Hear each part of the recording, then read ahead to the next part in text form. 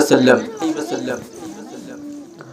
محترم بزرگوں، نوجوان ساتھیوں اور پردہ نشین ہماری ماں بہنیں، آئیے کچھ سننے اور سنانے سے قبل آقا نامدار مدینے کے تاجدار محمد مصطفیٰ صلی اللہ علیہ وسلم کی بارگاہ رسالت میں بے قص پناہ میں درود پاک کا نچھاور کر لیا جائے۔ پڑھیے میں چل کر اللہم صلی علی سیدنا و شفیعنا و حبیبنا نبینا مولانا بارک وسلم صلو علیہ صلاۃ و سلام علیک یا رسول اللہ یا حبیب اللہ صلی اللہ تعالی علیہ وسلم۔ دوستو، ابھی جو میں نے خطبہ شریف کے اندر تلاوت کرنے کا شرف حاصل کیا، قرآن مجید کی جو آیت کریمہ کا تلاوت کرنے کا شرف حاصل کیا، وَلَا تَقُلْ لَهُمَا أُفٍّ وَلَا تَنْهَرْهُمَا وَقُلْ لَهُمَا قَوْلًا كَرِيمًا۔ دوستو، اللہ تبارک و تعالی قرآن پاک کے اندر یہ ارشاد فرماتا ہے آیت کریمہ کے شکل میں، قرآن پاک کے آیت کے شکل میں کہ یہ لوگوں، قرآن پاک میں فرماتا ہے کہ اے نوجوان لوگوں، جب تمہارے ماں باپ یا ان میں سے کوئی ایک، اگر ماں ہو چاہے باپ ہو یا دونوں ایک ساتھ یا دونوں میں سے کوئی ایک بڑھاپے کی عمر تک پہنچ جائے، دھیان دینا بھائی، ذہن لگانا، اللہ فرماتا ہے قرآن پاک کے اندر کہ اے نوجوانوں، تمہارے ماں باپ یا ان میں سے کوئی ایک تمہاری زندگی میں، تمہارے زندہ رہتے ہوئے اگر بڑھاپے تک پہنچ جائے تو ان کو اف تک مت کہنا۔ اللہ پاک کیا فرماتا ہے؟ اف تک مت کہنا۔ اف مطلب ڈانٹنے کی کوشش تک مت کرنا۔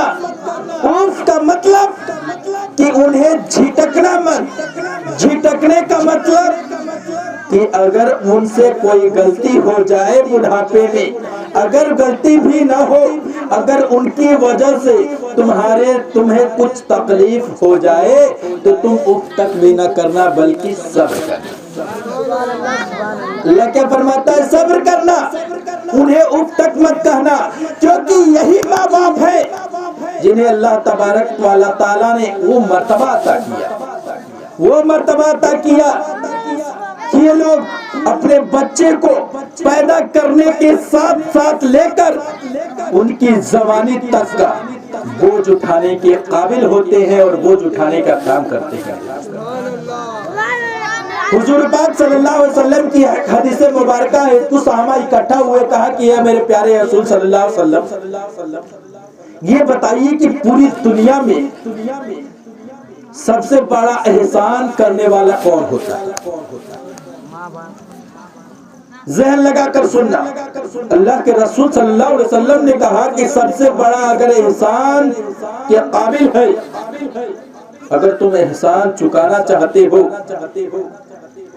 اور سب سے زیادہ تمہارے اوپر جس کا احسان ہے وہ تمہاری ماں ہے۔ سبحان اللہ، وہ تمہاری ماں ہے۔ اللہ کے رسول نے جب یہ فرمایا، تمام صحابہ حیرت پڑی کہ اللہ اکبر، اتنا بڑا ہوتا، اتنا بڑا مرتبہ، اتنا بڑا پوزیشن ماں کا۔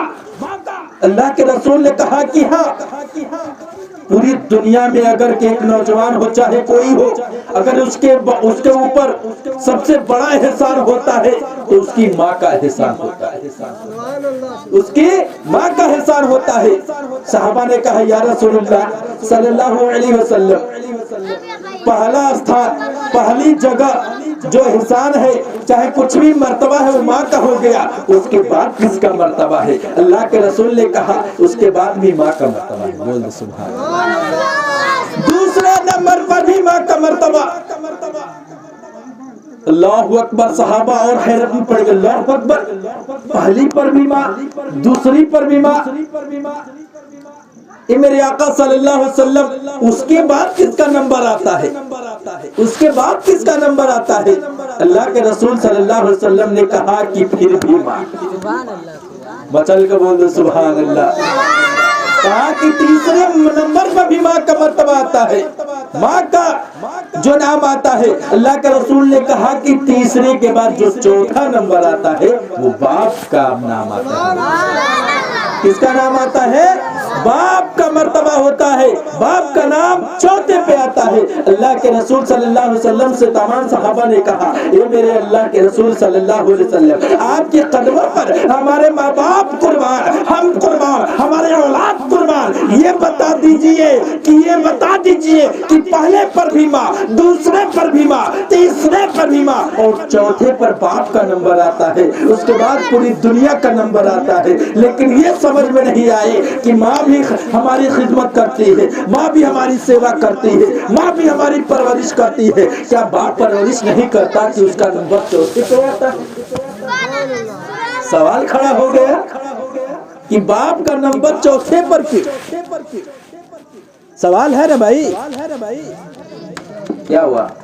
सवाल खड़ा हो गया। साहबा ने कहा, ये बता दो मेरे आका, मेरे मौला, कि बाप का नाम, बाप भी तो अपने बेटे के लिए, अपनी बेटी के लिए रात दिन मेहनत करता है, मजदूरी करता है, ईंटा का काम करता है, गल्ले का काम करता है, मजदूरी करता है, रात दिन धूप में तड़प तड़प कर काम करता है, शाम को दो रोटी का वक्त का तकाजा कर कर इसी तरह इंतजाम करता है। क्या उसका मर्तबा चौथे पे आता है? अल्लाह के रसूल सल्लल्लाहु अलैहि वसल्लम ने कहा, सुनकर मचल जाओगे, बोलो सुभान अल्लाह।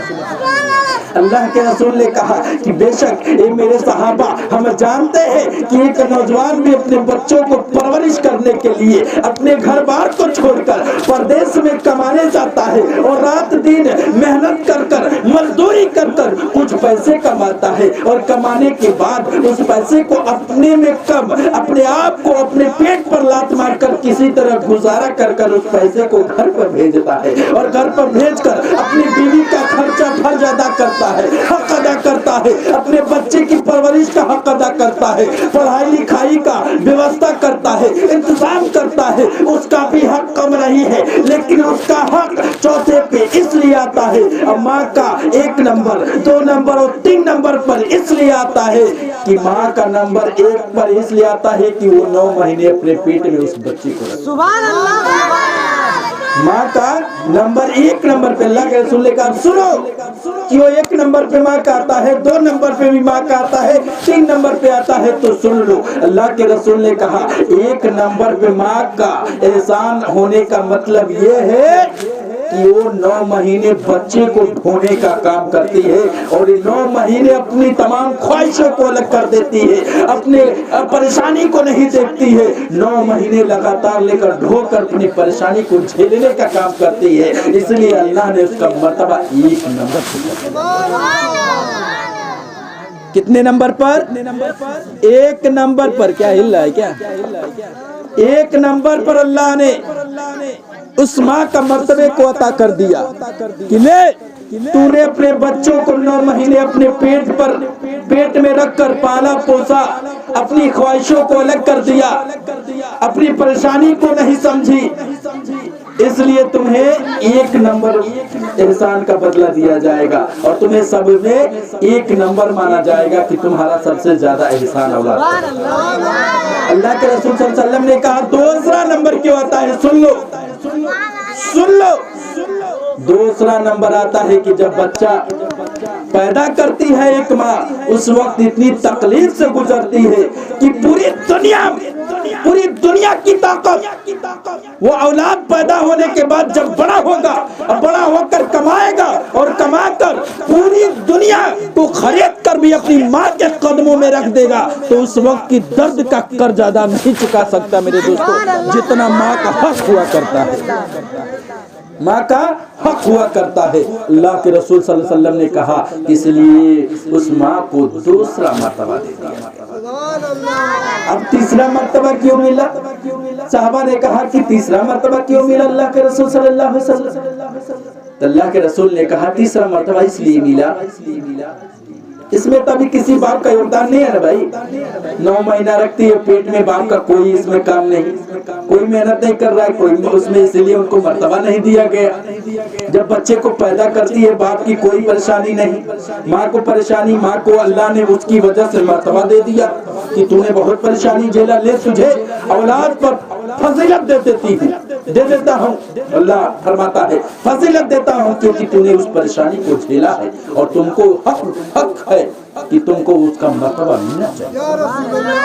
اللہ کے رسول صلی اللہ علیہ وسلم نے کہا کہ اس کے بعد وہی ماں بچہ پیدا کرنے کے بعد 4 سے 5 سال تک, پیدا ہونے سے لے کر 4 سے 5 سال تک اپنے بچے کی دیکھ بھال کرتی ہے, اپنے بچے کو دیکھ بھال کرتی ہے. اگر ٹھنڈی کا موسم ہے یہی دیکھ لو, اگر بچہ 2 مہینے کا ہے, ماں سوئی ہے, بغل میں بچہ سویا ہے, باپ سویا ہے, قسم خدا کہ اگر بچہ پیشاب کر دیا وہ بھیگ گیا تو بتاؤ وہ کسی طرح سوئے گا, رات بھر سوئے گا, ٹھنڈی لگ جائے گی. تو وہ ماں ہوتی ہے جو بچے کو اپنی جگہ اور بچے کی جگہ اپنے آپ کو سلا کر رات بھر کاٹنے کا کام کرتی ہے. یہ ماں ہوتی ہے. وہ باپ اتنا نہیں سوچ سکتا ہے, وہ دن بھر خود کمائے گا, ہر ایک انتظام کرے گا, کمائے گا, کھلانے کا انتظام, کپڑے کا انتظام, پڑھنے کا, لکھنے کا, کپڑا لتا اور بیماری, ہر ایک چیز کا انتظام کرتا ہے, لیکن اتنی زیادہ پریشانی کو جھیلتا نہیں ہے جتنی ماں پریشانی کو اپنے بچے کے لیے جھیلتی ہے. اس لیے اللہ نے 3 مرتبہ اور 4تھے مرتبہ جو پرورش کا ہے اس میں ماں باپ دونوں مل کر کھلانے پلانے کا, پہنانے اکھاڑنے کا, اور جو بھی ہے جو بھی چیز ہوتا ہے ہر ایک پریشانی میں دونوں مل کر کام کرتے ہیں, دونوں مل کر کام کرتے ہیں. کیا کرتے ہیں؟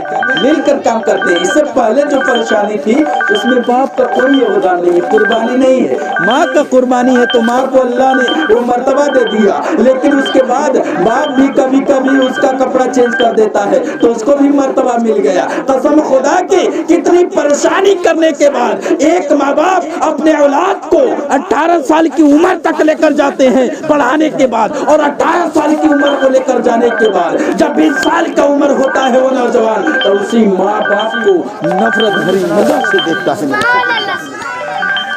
سوچنے والی بات ہے, سوچنے والی بات ہے کہ وہی نوجوان جب 18 سال تک کچھ نہیں بولتا ہے, 18 سال تک ہر ایک ماں یہ چاہیے, باپ وہ چاہیے, بیٹا لے لو, ماں کہتی ہے بیٹا لے لو, بیٹے کا یہ انتظام, بیٹے کا وہ انتظام, بیٹا چلائے گا تو منائے گی, بیٹا چلائے گا تو باپ بھی منائے گا, ہر ایک چیز کرتے ہیں لوگ. اور لیکن وہی نوجوان جب 18 سے 20 سال کی عمر ہو جاتی ہے, وہی بچی جب 18 سے 19 سال کی ہو جاتی ہے تو ماں کو ڈانٹنے کا کام, بیٹا ڈانٹ رہا ہے, واہ رے زمانہ کیا ہو گیا, جب تو بچہ تھا کتنا روتا تھا, کتنی تو گناہیں کرتا تھا, کتنا گندا کام کرتا تھا, لیکن ماں باپ جھینکنے کا کام نہیں کرتے تھے. میرا بچہ ہے وہ محبت سے لاتے تھے, ہر ایک کو برداشت کرتے ہوئے چلے جا رہے ہیں. کتنی غلطیاں کرتے ہیں بچے, لیکن سب کو ماں باپ کرتے ہیں. لیکن 18 سے 19 سال 20 سال 25 سال ہوتے ہوئے جب شادی ہو جاتے ہیں تو اس کے بعد اپنی بیوی کے بس میں ہو کر اپنے ماں باپ کو گالی اور مارنے کا کام کیا جاتا ہے.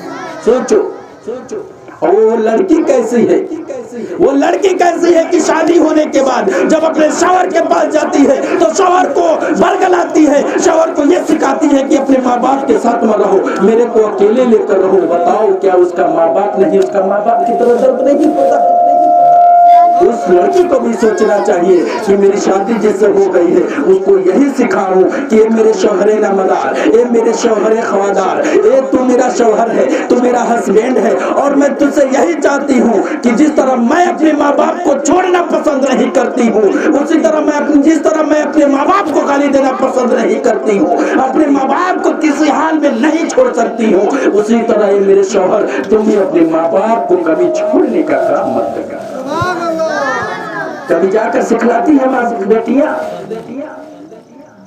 کتنی بڑی غلطیاں کرتی ہیں. اگر وہی رات دن اپنے ساس سسر سے جھگڑا کرے گی, گالی گلوچ کریں گی, مارنے جھگڑے کا کام کرے گی, اور اپنے شوہر کو کہیں گی کہ یہ ان کے ساتھ رہنا چاہتے ہیں, چاہے انہیں کے ساتھ رہا چاہے ہمارے ساتھ رہا, یہ تو بات ہے, یہی بس ایک زبان ہو گیا ہے, ان کے ساتھ رہا چاہے ہمارے ساتھ رہا. یہ کیا ہے میرے یار؟ ماحول گھر کا یہیں سے ہوتا ہے، یہیں سے چینج ہوتا ہے۔ آج آپ بہو ہو، آج ساس سسر کو الگ کر رہی ہو، تو کل تمہارا بیٹا ہوگا، تمہاری بیٹی ہوگی تو تم کو بھی مارنے کا کام کرے گا، تم کو بھی اسی طرح تمہاری بہو تمہارے بیٹے کو چڑھائے گی اور وہی بیٹا تم کو بھی مارے گا۔ کیونکہ دیکھو اللہ کے رسول نے کہا کہ کوئی بھی دنیا کی گناہ کر لو گے تو اسے تمہیں جنت اور دوزخ میں عطا کیا جائے گا، لیکن اگر تم نے اپنے ماں باپ کو مارنے کا، گالی دینے کا، اگر ماں باپ کو تکلیف دیا ہے تو اس چیز کو تمہیں دنیا میں بھوگ کر جانا ہے۔ اللہ کے رسول نے کہا کہ ہر ایک گناہ کا بدلہ بعد میں دیا جائے گا، دنیا کے بعد میں دیا جائے گا، مرنے کے بعد۔ لیکن ایک ہی چیز ہے کہ اگر ماں باپ کو کوئی تکلیف دیتا ہے تو اس کی سزا اللہ پاک دنیا میں ہی عطا کر دیتا ہے، اسے ناکام کر کر، اسے برباد کر کر، اسے بے عزت کر کر کہیں نہ کہیں برباد ہو جائے گا، کہیں بے عزت ہو جائے گا، تو کہیں پٹایا گیا، تو کہیں شراب پی کر لٹپٹایا ہوا ہے، تو کوئی کسی کے بیچ میں اس کو شرمندگی ہونی پڑی، طرح طرح کی جو عذاب ہے اس میں مبتلا کر دیا جائے گا۔ سوچ لینا، اور یہاں پر میں تجربہ کے ساتھ کر رہا ہوں کہ جو اپنے ماں باپ کو دل سے ماننے والا ہے وہ دنیا کے سامنے جھکنے کا کام نہیں کرے گا۔ وہ ماں باپ کی دعا کو لے کر، ماں باپ کی دعا کو لے کر اللہ پاک نے فرمایا کہ جو اپنے ماں باپ کی دعا لے کر گھر سے نکلتے ہیں ان کے اوپر تمام مصیبت بلا آنے سے ڈر لگتے ہیں۔ جو اپنے ماں باپ کو سلام کر کے گھر سے نکلتے ہیں مصیبت بھی اس کے پاس آنے سے ڈرتی ہے۔ میرے دوستو، یہ حدیث کی مبارکہ، یہ کیا ہے؟ حدیث ہے، حدیث میں بیان اللہ کے رسول نے کہا کہ جو اپنے ماں باپ کی دعا کو لے کر نکلتا ہے قسم خدا کی وہ ہمیں تمام پریشانیوں سے بچتا ہوا نکل جائے گا، اور جس مقصد کے تحت نکلے گا اس مقصد میں اسے کامیابی ملے گی انشاءاللہ۔ تو اس بات کو ہمیں سمجھنا چاہیے، لیکن کیا ہے کوئی نہیں سمجھتا ہے۔ بس کیا ہے، بیوی، ارے یار بیوی ہے نا، ٹھیک ہے، بیوی کے چکر میں اپنے ماں باپ کو تم گالیاں دے رہے ہو، مارنے کا کام کر رہے ہو، اپنے جوش و خروش میں اپنے عیاشی کے لیے ماں باپ کو گالیاں دیتے ہو، اپنے دوستوں کے نظر میں بڑا بننے کے لیے ماں کو گالیاں دیتے ہو۔ کچھ لوگ ایسے بھی ہیں کہ اگر دو چار دوستوں کے ساتھ گھر پہ آیا ہے لڑکا، اگر ماں نے ڈانٹ دیا تو انہیں ایسا لگے ہماری بے عزتی ہو گئی، یعنی بہت بڑی بے عزتی، ہمارے دوستوں کی بے عزتی ہو گئی، ہمارے رشتہ داروں میں ہماری بے عزتی ہو گئی۔ اب یہ دیکھیں ہماری بے عزتی ہو گئی، کیسے بے عزتی ہو گئی ہماری؟ وہ سب کے سامنے ماں باپ کو ہی گالیاں دیں، چپ رہو، چپ رہو، ہائی بولتڑے، ہو بولتڑے، ایسے بولتے ہیں لوگ۔ تو ایسے لوگ ہیں دنیا میں میرے دوستوں، تو ان لوگوں سے بچ کر رہنا کہ جو اپنے ماں باپ کا نہیں ہوا، جو اپنے ماں باپ کا نہیں ہوا وہ تمہارا نہیں ہوگا میرے دوستوں۔ اس زمانے میں اس آدمی سے کبھی بھی بچ کر رہنا، یہ میرا ایک تجربہ بتا رہا ہوں۔ اور دیکھ لینا، کبھی بھی اپنے آس پاس دیکھ لو آپ، جو اپنے ماں باپ کی نافرمانی کرتا ہوگا، جو اپنے ماں باپ کو گالی دیتا ہوگا، جو اپنے ماں باپ کو مارتا ہوگا، وہ کامیاب نہیں بلکہ ناکام ہوگا۔ آپ یہاں سے نہیں پتے پورے ہی نہیں، پوری دنیا میں جا کر دیکھ لو، وہ کامیاب نہیں ہوگا۔ اگر پیسے بھی کما لیا ہوگا تو چین اس کے پاس نہیں ہوگا، سکون اس کے پاس نہیں ہوگا، کوئی نہ کوئی اس کو بیماری گھیر لے گی، وہ پیسہ کھا جائے گی، سکون نہیں رہے گا۔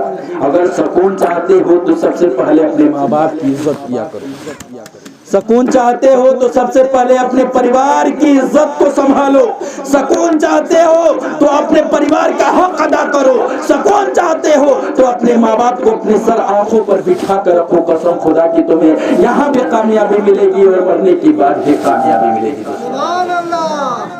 یہ ہمارا معاشرہ ہے، لوگ شراب پیتے، اور یہ بتاؤ اپنے ماں باپ کی عزت کب کریں گے؟ جب پڑھیں گے، لکھیں گے، سمجھدار بنیں گے۔ کیا ہے کہ نہیں بھائی؟ جب پڑھیں گے، لکھیں گے، سمجھدار بنیں گے، اس لائق بنیں گے، سماج میں اٹھنے لائق، بیٹھنے لائق بنیں گے، تب جا کر ان کی عزت کی پرواہ ہوگی۔ کہ عزت کیا چیز ہوتی ہے. 10 لوگوں میں بیٹھنے پر عزت کتنی ملتی ہے, 10 لوگوں کے بیچ میں ڈانٹنے پر بے عزت کیسی چیز ہوتی ہے. اس چیز کو وہ جب محسوس کریں گے تب کہیں گے کہ واقعی میں جب ہم بھی اپنے ماں باپ کو گالیاں دیتے ہیں تو ان کو بھی کیسے محسوس ہوتا ہوگا. وہ چیز کو وہ سمجھیں گے اور تبھی وہ چیز کو ختم کریں گے میرے دوستو. تو آپ سبھی سے میرا مردمانہ گزارش ہے, اپنے منزل مقصود تک اس میلاد پاک کو پہنچا رہا ہوں اور اس گزارش و اپیل کے ساتھ پہنچا رہا ہوں. تو اللہ اکبر, آپ سبھی سے میرا مردمانہ گزارش و اپیل رہے گا, ہاتھ جوڑ کر بنتی رہے گی, گزارش رہے گی کہ اپنے بچوں کو پڑھائیے, اور جب پڑھائیں گے وہ پڑھے گا لکھے گا تبھی سماج میں اٹھنے بیٹھنے لائق ہوگا, تبھی آپ کا سماج بنے گا, سماج میں ایک عہدہ رہے گا, ایک مرتبہ رہے گا.